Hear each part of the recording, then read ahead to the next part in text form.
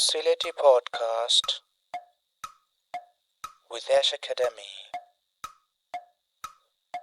Grow wiser every week.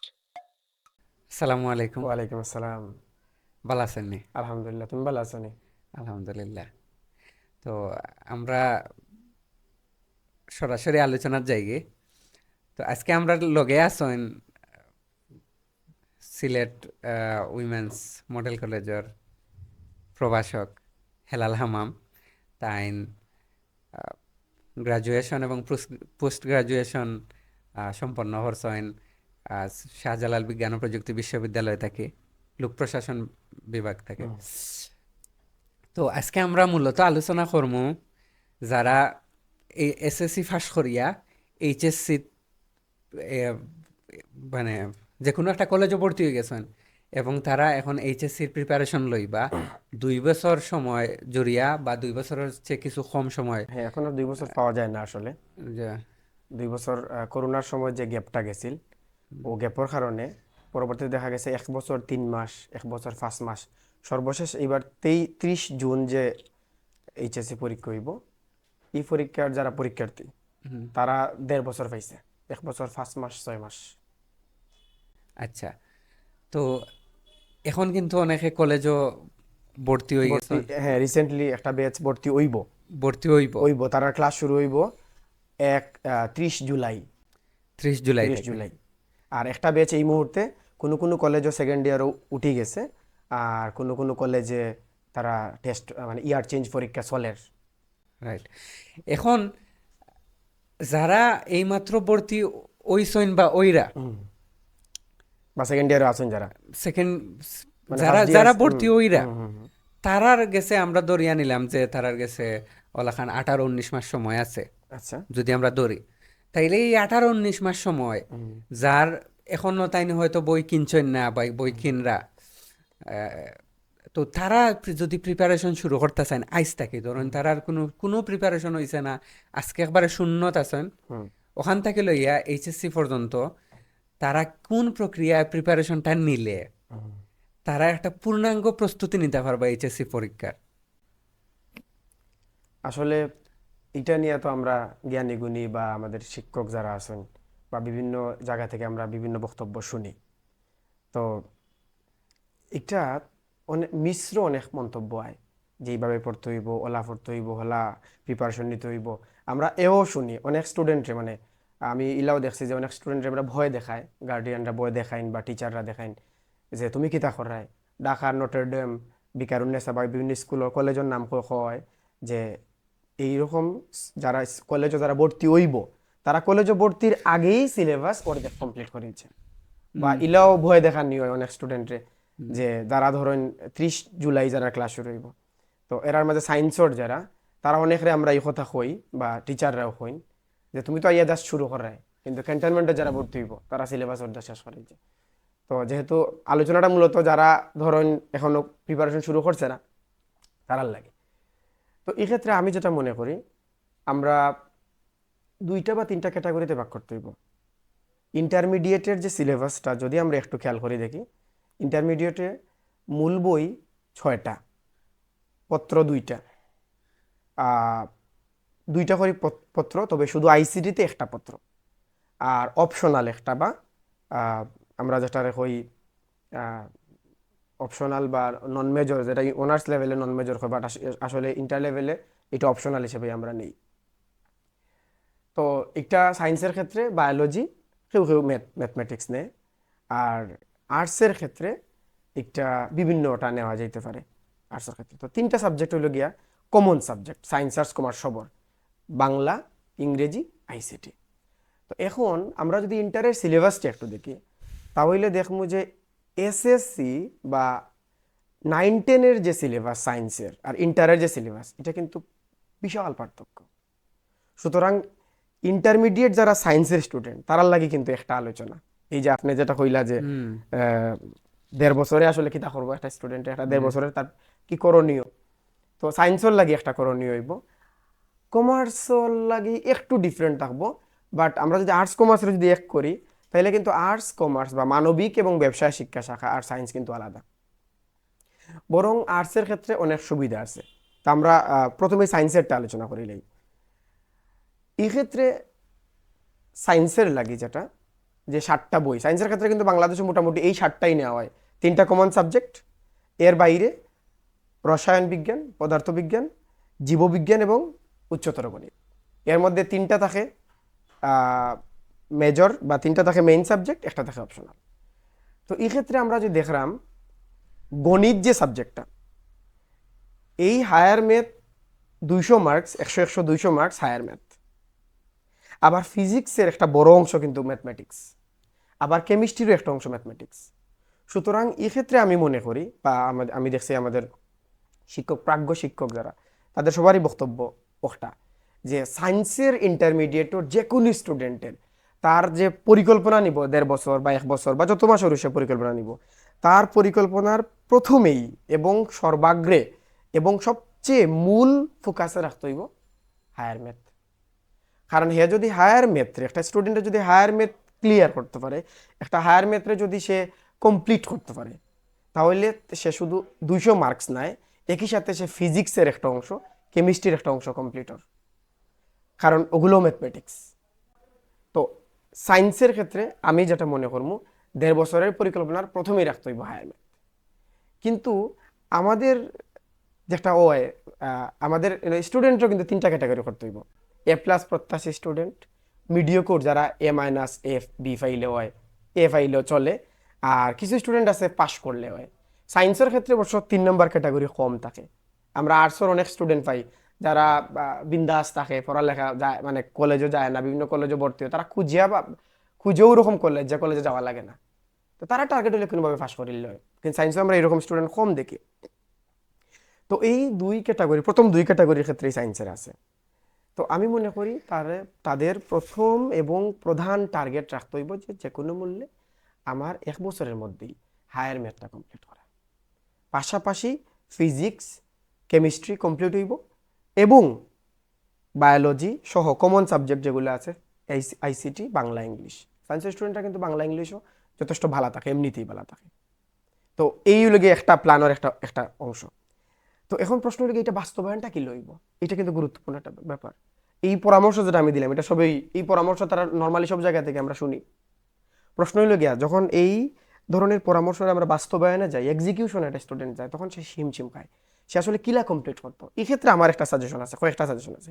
Number 1 suggestion হইল গিয়া যে একটা স্টুডেন্টের উচিত তার যে সিলেবাসটা মাথায় রাখা, যে আমার এখন কিন্তু সিলেবাস এখনো কিন্তু শর্ট সিলেবাসে পরীক্ষা হয়। এইবার যারা পরীক্ষা দেন তারাও কিন্তু হাফ সিলেবাসে পরীক্ষা দেন। তো আমরা আশা করাম এইবার যারা ভর্তি হইব, মানে এই 30 জুলাই যারা ভর্তি হইব, তারা হয়তো ফুল সিলেবাস পাইতে পারে, এখনো কিন্তু আমরা নিশ্চিত নাই। এইবার যারা সেকেন্ড ইয়ারে উঠছে জাস্ট, এরাও কিন্তু সিলেবাস ফুল নাই। সুতরাং আমার সিলেবাস কতটুকু, কোন কোন অধ্যায় আমার সিলেবাসে আছে, এটা মাথায় থাকতে হইব।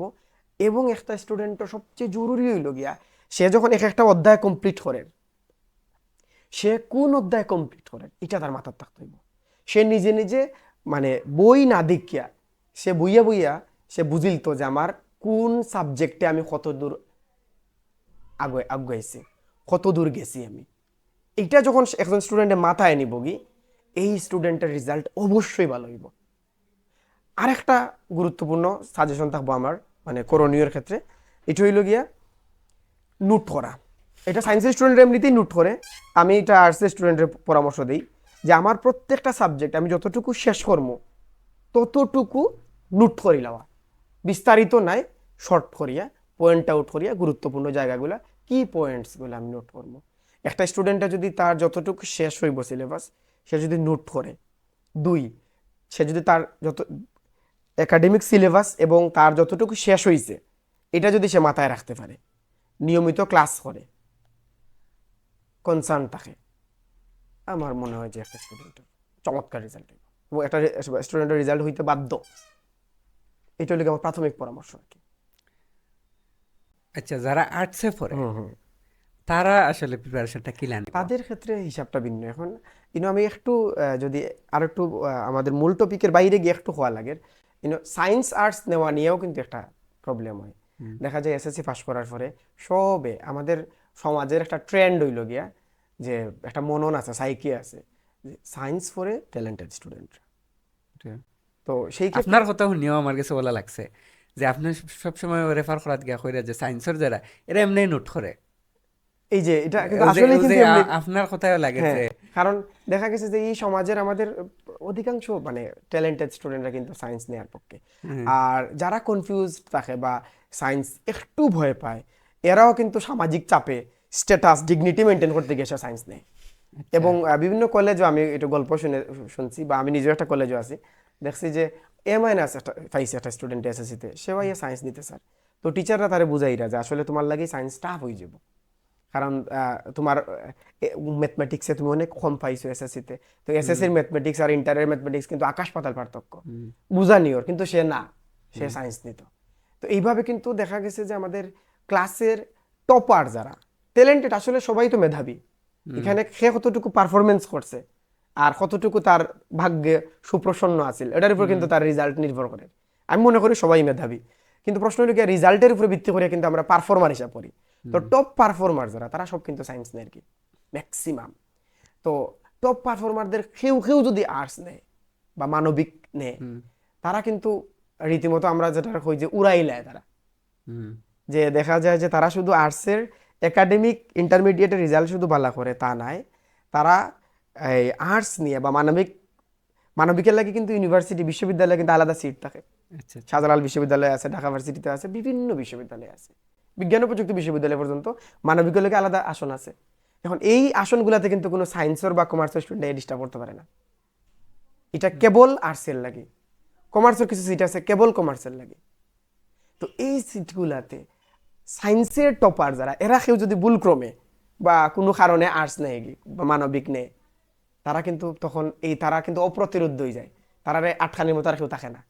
তারা দেখা যায় সেরা কলেজে, যেটা হয়েছে উইমেন্স মডেল কলেজ, যে কলেজে আমি আছি, এই কলেজের একটা স্টুডেন্ট, সে খুবই ট্যালেন্টেড, সে কোনো কারণে 9-10 সে সায়েন্স আর্টস পড়ছিল, মানবিক পড়ছিল, সে কারণে সে ইন্টারে উঠি আবার মানবিকই ভর্তি হয়েছে। তো সে হইল গিয়ে ওরকম স্টুডেন্ট যে টপার ক্লাসের, সায়েন্স পড়ার মতো বা সায়েন্স যারা পড়ে আর কি, তার মেধার সবাই সায়েন্সই পড়ে। তো সে বিভিন্ন কারণে মানবিকে পড়ার কারণে সে A+ পাইছে। A+ পাওয়ার পরে সে ঢাকা ভার্সিটিতে 2টা ইউনিটে, চিটাগাং ইউনিভার্সিটি, রাজশাহী ইউনিভার্সিটি, গুচ্ছ, এরকম 5টা বা 6টা জায়গায় এসে পরীক্ষা দিছে, প্রত্যেকটাতে মেরিট লিস্টে সে চান্স পেয়েছে। আচ্ছা এখন ধরলাম যে ভুল করে আইয়া তাইন আর্টস আইয়া তাইন বালা এখন করে আমরা গেছে। মূল প্রশ্ন এখন আমরা যদি ধরি, আমরা ধরলাম যে মানবিক মেধাবী ছাত্ররা অবশ্যই আছে, অবশ্যই আছে, ঠিক আছে, আমরা ধরলাম যে এবারে যে স্টুডেন্টরাও আছে, যারা একটু দুর্বল তারাও আছে। আমরা যদি কই যে প্রত্যেকে তার যার যে জায়গা থাকে Yes. একটু বালা রেজাল্ট করার লাগে, যদি সে আজকে থেকে প্রস্তুতি শুরু করে, Yes, তাদের সে চাইলে জন্য। সে কিতা করবো।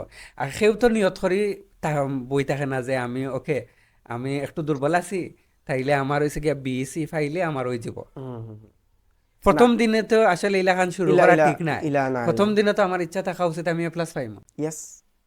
তো এই ক্ষেত্রে মানবিক বা ব্যবসায় শিক্ষা যারা আছে, তারার লাগে আমার পরামর্শ হইল কি, বা আমি যেটা মনে করি যে যাদের লক্ষ্য বালা রেজাল্ট করা, আপনি যেটা কইছেন যে না আমি A+ পাইতাম, তাদের সৌভাগ্য বা তাদের লাগি সুসংবাদ এই যে একটু মনোযোগ, যদি একটা সায়েন্সের স্টুডেন্টে যে পড়াশোনা করতেও A+ পাওয়ার লাগে, এর অর্ধেক পরিশ্রম যদি একটা স্টুডেন্টে করে মানবিক শাখাতে, এবং সে যদি কনসার্ন থাকে, এবং 2 নম্বর যে সাজেশন দিছিলাম আমি সায়েন্সের লাগে, যে নোট করা প্রতিটা বই, সে মানবিকের হোক, সে যে অংশ যে অধ্যায় শেষ করবো এই অধ্যায়ে শেষে নোট করবো, এইভাবে তার 7টা বইয়ের লাগি ধরেন মোট 13টা পত্র, 6টায় 2 পত্র করি, 1টায় 1 পত্র, 13টা পত্রে 13টা খাতা থাকবো, তার নোট খাতা। এই 13টা খাতা যদি কেউ মেনটেন করে এবং ক্লাসে যায়, ক্লাস লেকচার শুনে, এই মানবিকের স্টুডেন্টরে A+ পাওয়া থেকে কেউ আটকাইতে পারতো না। আচ্ছা, এবং মানবিকের ক্ষেত্রে যেটা সমস্যা হয় যে একটু তুলনামূলক সহজ হয়ে যায়, তো দেখা যায় পরীক্ষার 2 দিন আগে পড়লেও আর বা পরীক্ষার 1 সপ্তাহ আগ থেকে মনোযোগ দিলে পাস করা যায়। ও যে পাস করা যায়, ও কারণে অনেকে এটারে একটু অবহেলার দিকে দেখে, স্টুডেন্টরাই নিজেরাই একটু নিজেদের নিত্য রুটিনে অবহেলা করে। তো আমার সাজেশন থাকবো যারা মানবিকে পড়ে অ্যাটলিস্ট মিডিওকো যাদের স্বপ্ন যে কোনোভাবে পাস করে নেওয়া, এরা সারা বাকি যারা আছে যে না আমি একটা ভালো রেজাল্ট করতাম, মানবিকে পড়লাম আমি ভালো রেজাল্ট করতাম বা আমি দেখাইয়া দিতাম, বা তাকে অনেকের অনেক চ্যালেঞ্জ থাকে, মনে মনে চ্যালেঞ্জ থাকে, বান্ধবীর লগে বন্ধুর সাথে চ্যালেঞ্জ থাকে, ফ্যামিলি বা সমাজের পাঁচে লোকে কি বলে অনেকের সাথে কিন্তু এটা মনে মনে মনে চ্যালেঞ্জ থাকে। তাদের ক্ষেত্রে আমার সাজেশন থাকবো যে একটু মনোযোগটা কি তা প্রথমত সেম যে সিলেবাস কত দূর এটা ক্লিয়ার থাকা, জানা থাকা। 2, 13টা বইয়ে 13টা পত্রে 13টা নোট খাতা। আচ্ছা। এবং আসলে খুব বেশি কিছু নাই। মানবিকের ক্ষেত্রে কিছু সহজ জিনিস আছে, কিছু টপিক আছে, যেমন ধরেন পৌরনীতি যে সাবজেক্টটা মানবিকের, এটা কিন্তু মোটামুটি সব জায়গাতেই স্টুডেন্টরা মানবিকের পড়ে, সমাজ বিজ্ঞানও পড়ে। তো দেখা যায় কিছু টপিক আছে, কিছু অধ্যায় আছে, পৌরনীতির একটা অধ্যায় আছে যে অধ্যায়ের বেশিরভাগ টপিক সমাজ বিজ্ঞানেও আছে। আবার যারা ইসলামের ইতিহাস পড়ে, যেমন আমি যে কলেজে পড়াইলাম এই কলেজে এই 3টা সাবজেক্টই আছে। তো একটা স্টুডেন্ট যেমন ভাষা আন্দোলন যে টপিকটা, এটা সে পৌরনীতিতেও পড়ে, সমাজ বিজ্ঞানেও পড়ে, ইসলামের ইতিহাসও পড়ে। তারপরে যুক্তফ্রন্ট সহ বাংলাদেশের যে হিস্ট্রিটা, যে 1952 সাল 54, তারপরে হচ্ছে 66-র 6 দফা, 68-র আগরতলা, 69-এর গণঅভ্যুত্থান, 70-এর ইলেকশন এবং 71-এর মুক্তিযুদ্ধ, এই যে টপিকগুলো এগুলো কিন্তু বারবার রিপিটর। তো একটা স্টুডেন্ট যদি বালা করে এক জায়গায় শিখিলে তার কিন্তু 3 জায়গা খাবার। 2, সে যদি নোট করিয়া পড়ে তাহলে কিন্তু টপিক খুবই কম, খুবই কম। তো আমার কাছে মনে হয় যে কোনো একটা আর্টস স্টুডেন্ট সে প্রথম দিনই উচিত তার শুরুর আগেই বই কিনে নেওয়া। যেমন যারা 30 জুলাই পড়ব ক্লাস শুরু করবো তার আগেই বই কিনা উচিত। বই কিনিয়া সিলেবাসটা জানা, সিলেবাস জানিয়া, যেমন বাংলার প্রথম পত্রের ক্ষেত্রে বাংলা প্রথম পত্রের যে গদ্য এবং পদ্য আছে এগুলো সবগুলো সে নিজে নিজে শেষ করে দিত আগে। সহপাঠ আছে, যেমন বর্তমানে সম্ভবত যেমন লাল সালু উপন্যাস পড়ানি হয়, তারপরে সিরাজউদ্দৌলা নাটক পড়ানি হয়, এই 2টা সিলেবাসে আছে, এগুলো আগেই শেষ করে নাও। কিন্তু দেখা যায় আমাদের অবহেলার কারণে বা আলস্যের কারণে বা ওই যে কইলাম যে আমি গুরুত্ব দেওয়ার না, গুরুত্বহীনতার কারণে পরীক্ষার আগে গিয়ে, এখন পরীক্ষার আগের রাত্রে তো আপনি লাল সালু সারা শেষ করতে পারতেন না পড়িয়া, এগুলো আগে কমপ্লিট করে দিতা, ইংরেজিও সেম আগে কমপ্লিট করে দিতা। তো আমি ও যে জিনিসগুলো যদি কেউ ফোকাস করে এবং মানবিকের এবং ব্যবসা শাখার স্টুডেন্টরা যদি নিয়মিত ক্লাস করে আর নোট করে, তার A+ ভালো রেজাল্ট এবং ইউনিভার্সিটিতে চান্স পাওয়া কেউ আটকাইতে পারত না। আচ্ছা, আমি যদি স্পেসিফিকলি বাংলার কথা জিকাই, যে বাংলা সাবজেক্ট যেটা থাকে একটাত মূলত প্রশ্ন আয়তো যে পাঠ যেটা থাকে ওটা থাকি, বা কবিতা যেটা থাকে, উপন্যাস নাটক যেটা থাকে ওটা থাকি। এখন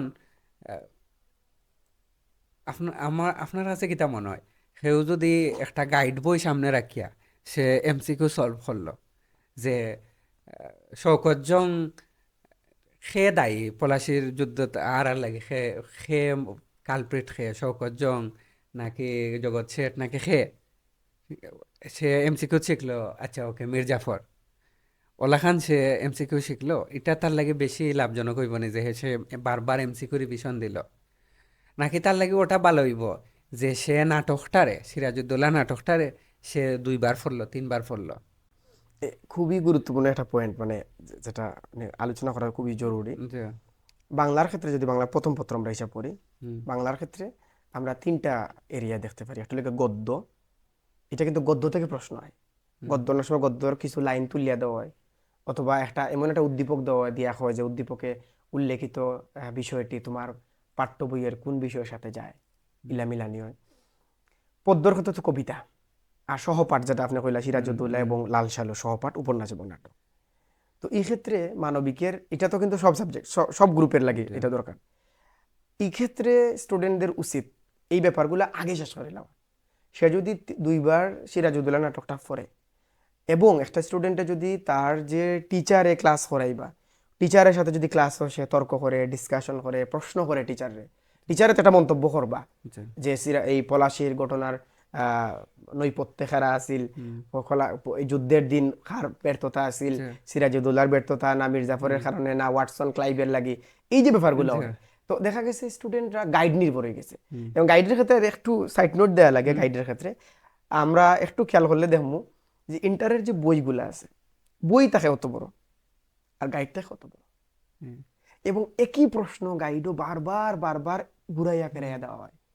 তো যে স্টুডেন্টরা বইটা কি শুধু গাইড নির্ভর হয়ে যায়, তারা বেশি পড়ে, বেশি শিখে, মার্কস কম পায়। আচ্ছা। তো ও যে পণ্ডশ্রম হয় হ্যাঁ। এর লাগে আচ্ছা, আমি হেরে দিয়ে আমি একটা জিনিস হুম, আপনার কোকা। জিজ্ঞাসা, আপনি কইলে টিচারের সাথে তর্ক করা, টিচারের সাথে কিতা তর্ক করা ঠিক নেই?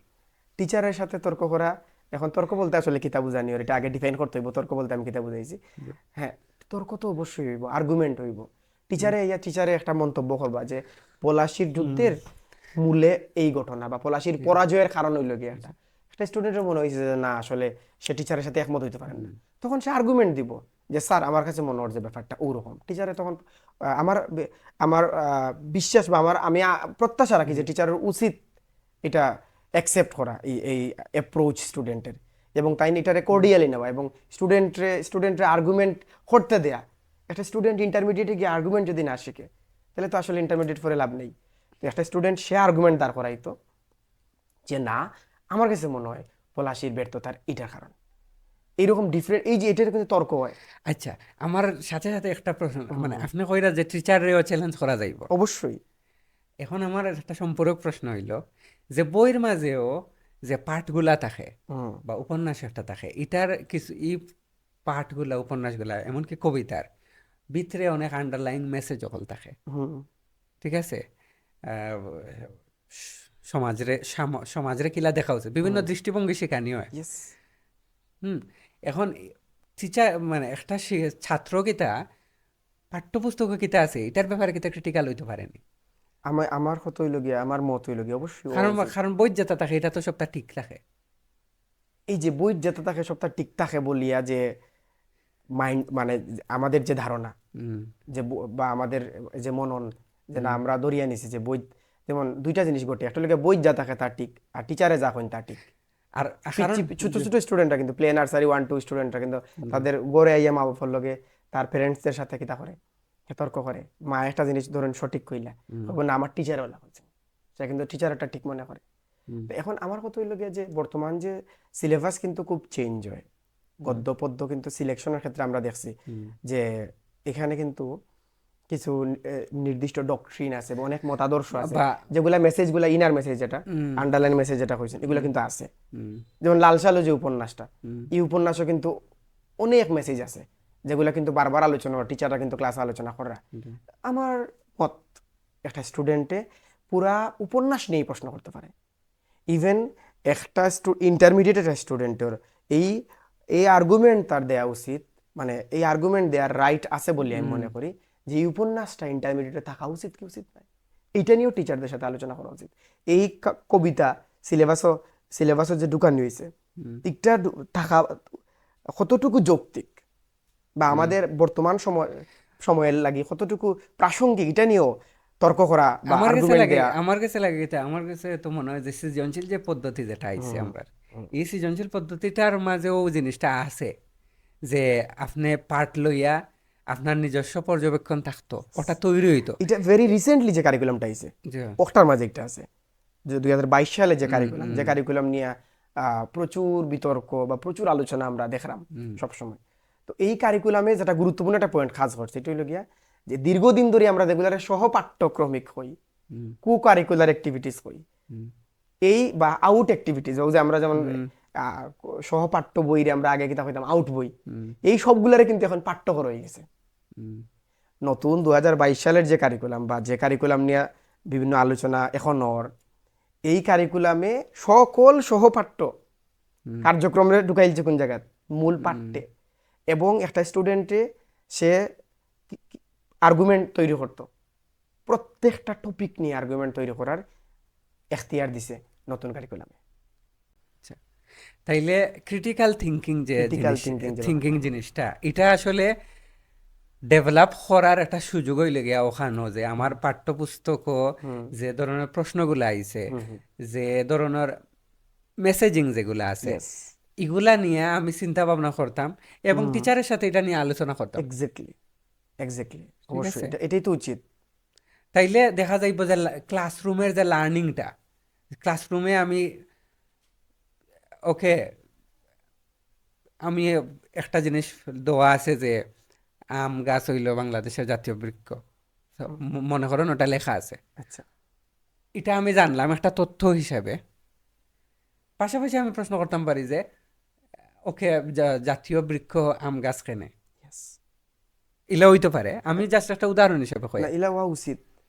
এবং হয়তো আমরা অনেকেই মনে করি যে না এটা এই প্রশ্ন কেন করতো বা এটা বেয়াদবি হয়ে যাবে না। আমি মনে করি যেগুলো বেয়াদবি না। হ্যাঁ, এখন আমি যখন যে অ্যাপ্রোচে কথা কইমু টিচারের সাথে, যখন আমি আর্গুমেন্ট সেট করবো, তখন যদি আমার আহ, অঙ্গভঙ্গিতে যদি সমস্যা থাকে বা এমন শব্দ চয়ন করি টিচারের সাথে যে শব্দ চয়নটা বেয়াদবিমূলক বা যে শব্দ চয়নটা টিচারের যে রেসপেক্ট সেটার ভ্যালু লঙ্ঘন করে, সেটা অন্য আলাপ। কিন্তু সব ভ্যালুর অধীন থাকিয়া, ভ্যালু মেনটেন করিয়া আমার মনে হয় যে স্টুডেন্টরা, এবং করে স্টুডেন্টরা এগুলা কিন্তু আর্গুমেন্টগুলো করে। যেমন আমি উৎসাহ দিই আমার স্টুডেন্টদেরকে, এবং অনেক টিচারে আমি দেখছি যারা উৎসাহ দিরা তর্ক করতে, আর্গুমেন্ট করতে স্টুডেন্টরা। এখন আচ্ছা, বাংলার বিষয়টা গেল। এখন বাংলা একটা কমন সাবজেক্ট, আর একটা কমন সাবজেক্ট হলো ইংলিশ। ইংলিশ ইংলিশও ফার্স্ট পেপার আছে, সেকেন্ড পেপার আছে। বাংলার মতো বাংলা তো সেকেন্ড পেপার আছে, যেটা খুবই গুরুত্বপূর্ণ। কারণ সম্ভবত ব্যাকরণ শিকার লাগি, মানে আমরা স্কুলিং সিস্টেমের শেষ দা বলে এইচএসসির যে ব্যাকরণটা শিখা ওটা, রাইট। একইভাবে ইংলিশের ফার্স্ট পেপার আছে, সেকেন্ড পেপার আছে, এবং অনেকের লাগে ইংলিশটা কঠিন হয়ে যায়। অনেকে আছে যে একবারে পরীক্ষার ঠিক আগ মুহূর্তে ইংলিশ লইয়া একটা কঠিন অবস্থার মাঝে পড়া লাগে, যে ইংলিশে আমি পাস করবো কিনা বা আমি কাঙ্ক্ষিত A+ পাইমো কিনা, এটা নিয়ে। তো যারা একটু ইংলিশও দুর্বল, আমরা দেখি যে আমরা দেশে অনেকে আপনি কইছেন যে সায়েন্সর যারা এরা ইংলিশও এমনিও বালা থাকে, এই ধারণাটার যদি আমরা এক পাশে রাখি, আমরা যদি এটা কিন্তু সায়েন্সর লাগে যে বালা থাকে তা নাই না, এটা হইলো যে বালা স্টুডেন্ট যারা, মানে পারফরমেন্স যারা বালা করে তারাই সায়েন্স নেয়, সঙ্গত কারণে বালা হয়ে যায় তারা। আচ্ছা, এটা ঠিক আছে। এখন science arts across the board সবর লাগে ইংলিশটা আছে কম্পালসারি। এখন ইংলিশটা অনেকে দুর্বল থাকে, অনেকে বালা থাকে, তারা লাগে ইংলিশটা অনেক সহজ একটা সাবজেক্ট হয়ে যায়। দেখা যায় যে তারা ইংলিশেও আরাম পায়। কিন্তু যারা ধরুন একটু দুর্বল ইংলিশও, তারা কিলাখান প্রস্তুতিটা নিতে পারে যাতে লাস্টের দিকে কষ্টত পড়া লাগে না। এটা লাস্টের দিকে গিয়া যে কষ্টটা, ওটা নিয়ে একটু হালকা কইলেই, যে লাস্ট মুহূর্তে আইয়া কিছু স্টুডেন্ট আছে সারা বছরই প্রাইভেট পড়ে ইংলিশ স্যারের বাসা বা স্যারের গেছে, আর লাস্টের দিকে হিমশিম খায় অনেকেই।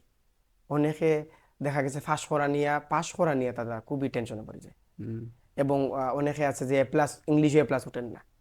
তো এই ক্ষেত্রে আমি মনে করি ইংলিশ এবং বাংলা প্রথম যে বা বাংলা দ্বিতীয়, এই সাবজেক্টগুলো কিন্তু ইলা নাই যে আমি পরীক্ষার এক সপ্তাহ আগে পড়িয়ে বালা করে দিতাম। ইংলিশ কিন্তু একটা ল্যাঙ্গুয়েজ, এবং আমরা যে দুই পত্র দেখি ইংরেজিতে, দুইটাতেও কিন্তু ল্যাঙ্গুয়েজ স্কিল কিন্তু আমাদের জাজ করা হয় পরীক্ষাতে। প্রথম পত্রে কিতা করো যে প্যাসেজ দেওয়া, সেই প্যাসেজ থেকে বিভিন্ন প্রশ্ন তৈরি করা হয়। তো একটা স্টুডেন্ট প্যাসেজ পড়িয়া যদি সে বুঝে, রিডিং যদি তার বালা থাকে, আন্ডারস্ট্যান্ড করতে, কম্প্রিহেন্ড করতে পারে, তাহলে সে কম্প্রিহেনশনও বালা করে। তারপরে কিছু প্যারাগ্রাফ আছে, কিছু এসে আছে, অ্যাপ্লিকেশন টুকটাক আছে, আর সেকেন্ড পেপারে গ্রামার। তার মানে কি, তা ইংরেজি কিন্তু পুরাটাই ইনো কিন্তু লিটারেচার পড়ানিও না। আচ্ছা, ইন্টারমিডিয়েট ইংরেজিতে কিন্তু লিটারেচার নাই বললেই চলে, মূলত ল্যাঙ্গুয়েজ। তো ল্যাঙ্গুয়েজ তো ইলা না যে আমি 10 দিন পড়মু, 5 দিন পড়মু, পরীক্ষার আগ মুহূর্তে পড়ি A+ পাইলিমু। তো এই ক্ষেত্রে আমার বক্তব্য হইল গিয়া যে যারা SSC লেভেলে ইংরেজিতে এক্সপার্ট হয়ে যায়, এক্সপার্ট হওয়া মানে কিতা আসলে, একটা স্টুডেন্টের খুবই জরুরি সে এইটা নিশ্চিত করা যে ইংরেজি পড়লে সে বুঝতো। রিডিং এবিলিটি, যেটা IELTS এ আপনারা তো আবার এস একাডেমির IELTS নিয়ে কাজ করেন, আপনারা যে 4টা মডিউল পড়াইন, যে প্রথম একটা হলো রিডিং মডিউল।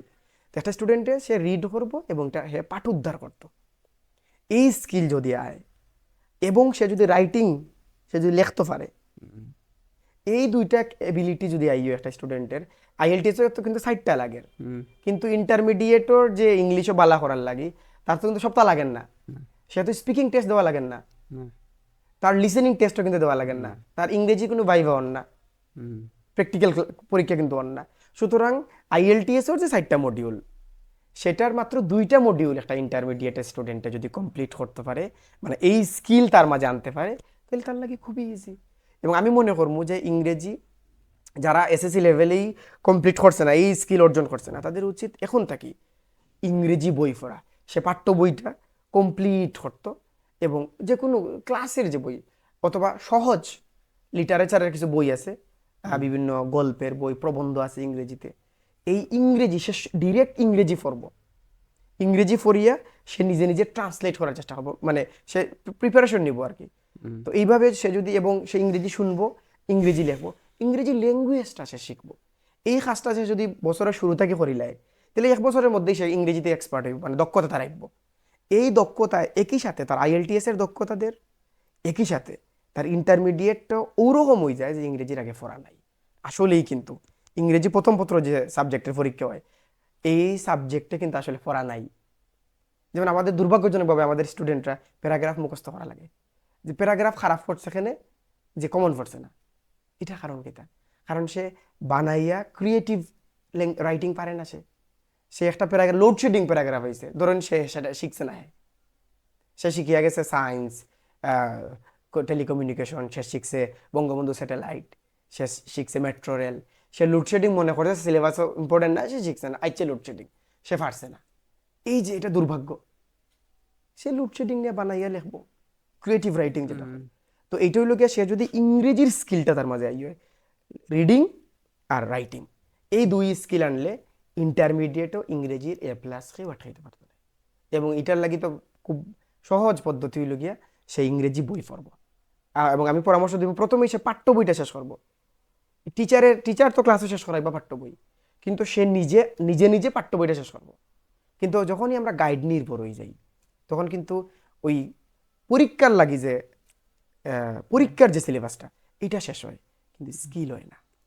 ইংরেজি এবং বাংলার ক্ষেত্রে যেটা লস হয়ে যায় আমরা গাইডের কারণে, এটা হইল গিয়া যে পরীক্ষার সিলেবাস শেষ করলে তো অন্য, কারণ ইংরেজিতে এটা ল্যাঙ্গুয়েজ, এখানে কিন্তু ল্যাঙ্গুয়েজ স্কিল, সুতরাং ও কারণে ইংরেজিতে অনেকে ক্ষতিগ্রস্ত হয়ে যায়।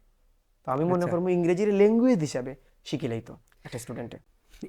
আমি একটা ছোট্ট একটা টিপ দিমু, যেটা আমি সব সময় সবরে দেই।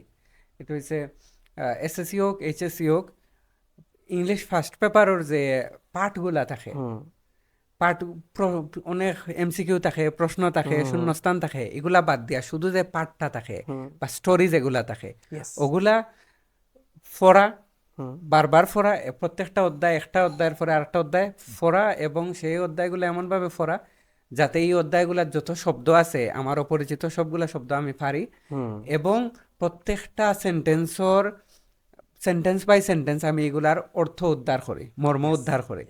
এই পদ্ধতিতে যদি আমি বইয়ের শুরু থেকে শেষ পর্যন্ত আমি পড়তাম পারি, তাইলে দেখা যাইব আমি অনেক কিছু শিখে লিছি। এরপরে আমি যদি কোনো জায়গায় আটকাই, তাইলে তো আমার টিচার আসেন বা আমি অন্যান্যদের সহযোগিতা নিতাম পারি। এবং এটা করতে গিয়ে নতুন কারিকুলাম অনুযায়ী যেটা হয়েছে, নতুন কারিকুলাম অনুযায়ী কিন্তু গ্রামার আলাদা করি নাই। ও যে সে পার্টগুলা পড়বো, স্টোরিগুলা পড়বো, এই স্টোরি থেকেই সে কিন্তু গ্রামার বার করবো। তাইলে যখন সে একটা সেন্টেন্স পড়লো, এই সেন্টেন্সের মিনিং সে একটা অনুমান করলো, সে প্রয়োজনীয় মিনিংটা লেখলো, এবং এই সেন্টেন্স কোন ফর্মে আছে, এটা কোন পার্টস অফ সেন্টেন্সের যে ওয়ার্ডগুলো আছে, সেই ওয়ার্ডগুলো কোন পার্টস অফ স্পিচে পড়ে, সেন্টেন্সের ফর্ম, সেন্টেন্সের স্পিচ, কোন স্পিচ, এটা ডিরেক্ট স্পিচ না ইনডিরেক্ট স্পিচ, অনেকগুলা কিন্তু আছে, এটা কোন ধরনের সেন্টেন্স, তারপরে এসে এইটারে কিন্তু বিভিন্ন ফর্মে নিতে পারবো। একই সাথে তার কিন্তু গ্রামারের যে প্রস্তুতি সেটাও নিতে পারে। তার মানে কি, তা ইংরেজি প্রথম পত্র স্টোরিগুলা বা যে গল্পগুলো আছে, ওগুলার থেকেও যদি মনোযোগ দেয়, তাহলে একই সাথে কিন্তু তার 2টা পত্রের প্রিপারেশন হয়ে যায় এবং ইংরেজি স্কিল। আচ্ছা, লাস্ট আর একটা জিনিস দেখাইমু আমি আপনারে, এটা হইলো আইসিটি সাবজেক্টটা। এটা নিয়ে অনেকের কষ্ট, অনেকের লাগে কঠিন হয়ে যায় আইসিটি সাবজেক্টটা। 2-1 অধ্যায় আছে যেগুলা খুবই সহজ, কিন্তু কোনো কোনো অধ্যায়ে অনেকের লাগে কঠিন হয়ে যায়। অনেকের লাগে সংখ্যা পদ্ধতি অধ্যায়টা কঠিন হয়ে যায়, বা ওই যে ল্যাঙ্গুয়েজ বা প্রোগ্রামিং ল্যাঙ্গুয়েজ, প্রোগ্রামিং, এই অধ্যায়গুলা অনেকের লাগে। আইসিটি কিন্তু কমন সাবজেক্ট, মানে এটা ফান্ডামেন্টাল, সবার 3টা গ্রুপেই কিন্তু নেওয়া লাগে। তো এই ক্ষেত্রে আমার পরামর্শ হইল গিয়া, কিছু অধ্যায় আছে সহজ, যেমন কিছু অধ্যায় আছে এটা শুধু আলোচনা, প্রথম অধ্যায় দ্বিতীয় অধ্যায় অনেক আলোচনা নির্ভর আছে, ধরেন ইন্টারনেট, তারপরে হইল গিয়া যে নর্মালি কমন যে ব্যাপার, ডাটাবেজ, তারপরে ব্যান্ডউইথ, এই যে ব্যাপারগুলো, এগুলো কিন্তু গণিত নাই। কিছু অধ্যায় হলো গাণিতিক, কিছু অধ্যায় হইল গিয়া নর্মালি আলোচনা নির্ভর, তত্ত্বীয়, এখানে গণিত কম, আলোচনা ডেসক্রিপশন বেশি।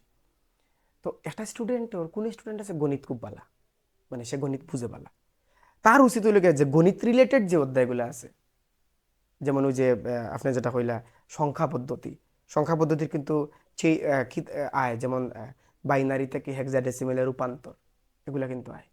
তো এই রিলেটেড যে অধ্যায়গুলো আছে, গাণিতিক যে অধ্যায়গুলো আছে, এগুলা সে কমপ্লিট করে নেওয়া, তাহলে কিন্তু তার লাগে ব্যাপারটা সহজ হয়ে যাব। আর কোন স্টুডেন্ট আছে গাণিতিক যে অধ্যায়গুলো, এগুলো তার লাগে একটু বার্ডেন লাগে, তাইলে তার ক্ষেত্রে আমার সাজেশন হইল গিয়া যে অধ্যায়গুলো গাণিতিক নাই, এই অধ্যায়গুলো আগে শেষ করে নেওয়া।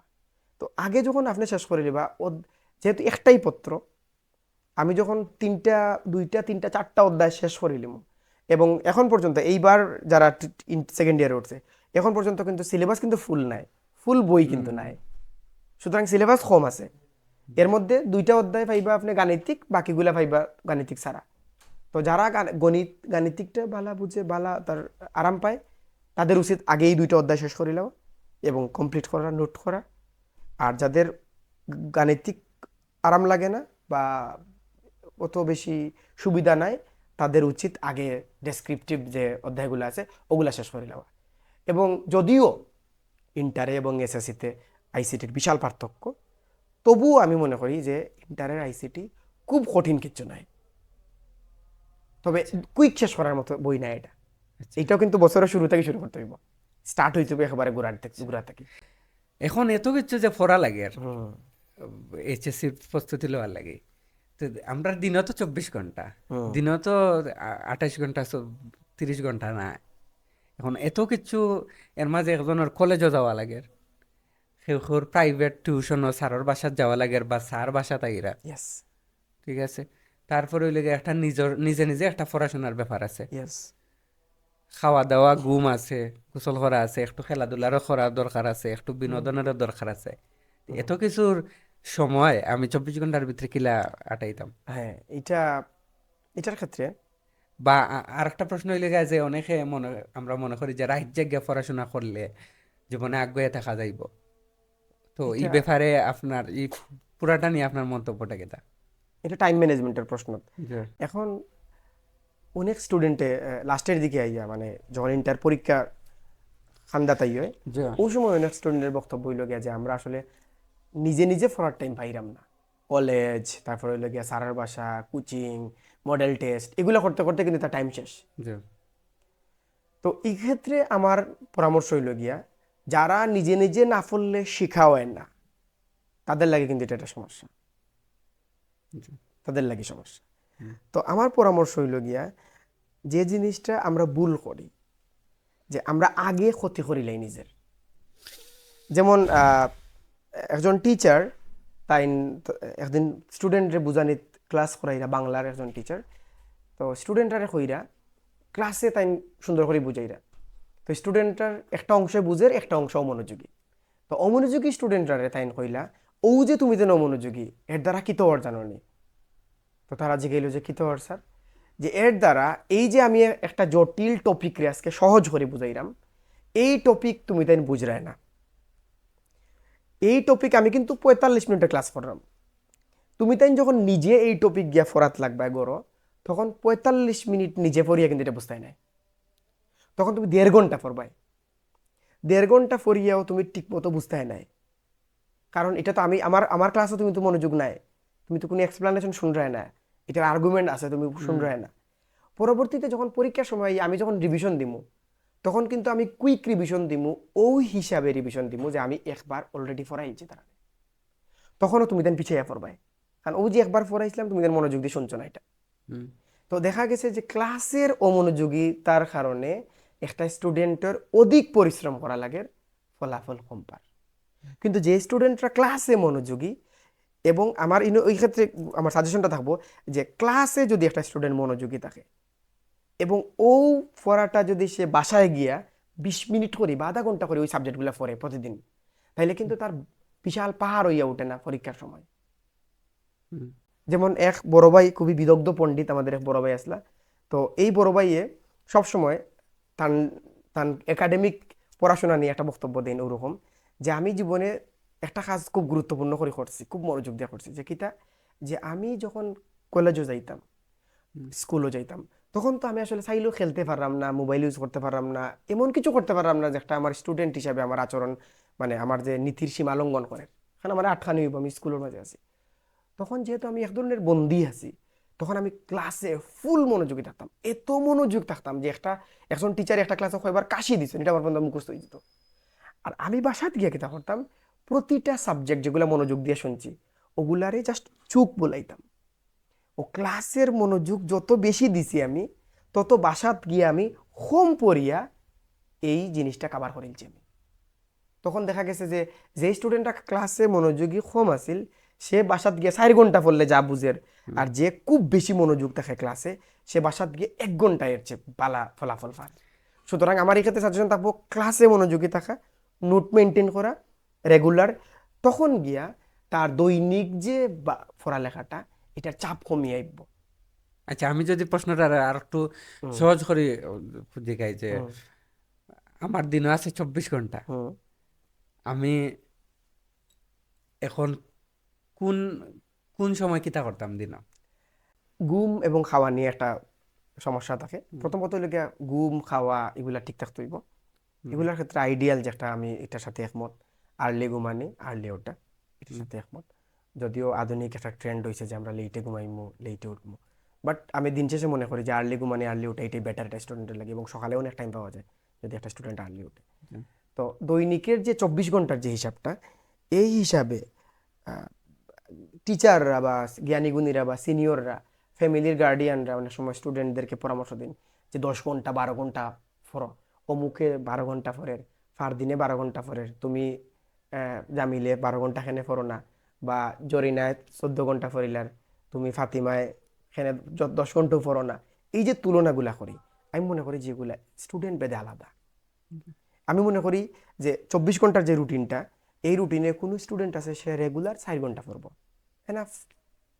কোন স্টুডেন্ট আছে সে 3 ঘন্টা পড়বো, তার এনাফ হইতে পারে। আবার কোন স্টুডেন্ট আছে 5 ঘন্টা না পড়লে তার এনাফ না। তো আমি মনে করবো যে এটা একটা পুরা একটা সিস্টেম। ওই যে একটা স্টুডেন্ট তার সিলেবাস মাথায় রাখা, সে কতটুকু কমপ্লিট করছে এটা মাথায় রাখা, সে ক্লাসে যাননি, ক্লাসে বুঝেননি, ওগুলোর উপরে ডিপেন্ড করবো তার দৈনিক রুটিন। সে যদি ক্লাসের পড়া ক্লাসে শিখলে, তে কিন্তু হে গড় আইয়া কম পড়লে হয়ে যার।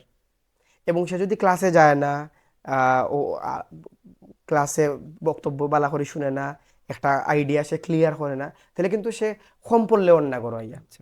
তবু এভারেজ 3 থেকে 5-7 ঘন্টা পড়া উচিত প্রতিদিন একটা স্টুডেন্টের। বুঝতে পারছি।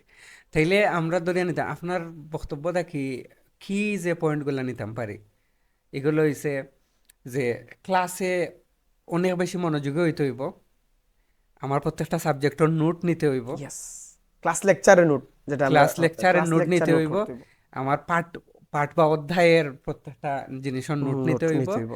এবং আমার জানতে হইব আমার সিলেবাস কতটুকু, আমি কতটুকু কমপ্লিট করছি, এবং এইভাবে পুরা বছরের শুরু থেকে আমি চালাইয়া গেলে আমার লাগে আমার সিলেবাসটা কমপ্লিট হয়ে যাব, আমার প্রিপারেশনটা হইব টপ নচ। ইয়েস, আমি আশা করবো যারা এইচএসসি স্টুডেন্ট যারা আসেন, এইচএসসি দিবা, হাফ ওয়ে আসেন, ফার্স্ট ইয়ার শেষ, বা যারা শুরু করা, সবেও আলোচনাটা শুনছেন। আপনারা আরও যেটা আপনারা আর কোন জিনিসটা আমরা মিস করছি এটা নিয়ে আপনারা কমেন্টও জানাইতে পারেন। তাছাড়া কতটুকু লাভ হইল, উপকারী হয়েছে নি, এটাও আমরা জানাইবা। আর সবাই ভালো থাকুক। আসসালামু আলাইকুম। ওয়ালাইকুম আসসালাম।